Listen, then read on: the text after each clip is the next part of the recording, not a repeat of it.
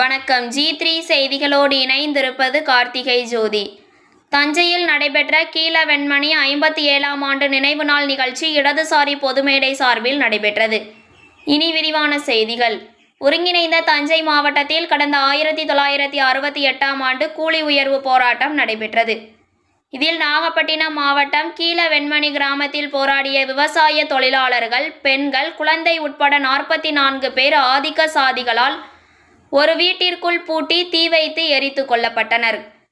கீழ்வெண்மணி தியாகிகளின் 57ஆம் ஆண்டு நினைவு நாள் நிகழ்ச்சி இடதுசாரிகள் பொதுமேடை சார்பில் தஞ்சாவூர் தலைமை அஞ்சலகம் அருகில் நடைபெற்றது.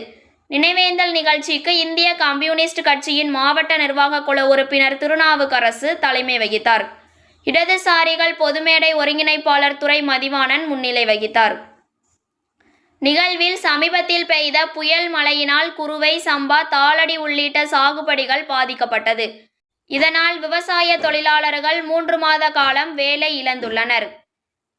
பல்லாயிரம் தொழிலாளர்கள் குடும்பங்களின் துயர நிலை கருதி தமிழ்நாடு அரசு நிர்வாகமாக ரூபாய் 15,000 வழங்க வேண்டும். ஏழைகளின் வாழ்வை வேலையை பறிக்கின்ற 100 நாள் வேலை திட்டத்தின் புதிய சட்டத்தை திரும்ப பெற வேண்டும். வருடம் முழுவதும் விவசாய தொழிலாளர்களுக்கு வேலை அளிக்கின்ற வகையில் விவசாயம் சார்ந்த தொழிற்சாலைகள் அமைக்கப்பட வேண்டும்.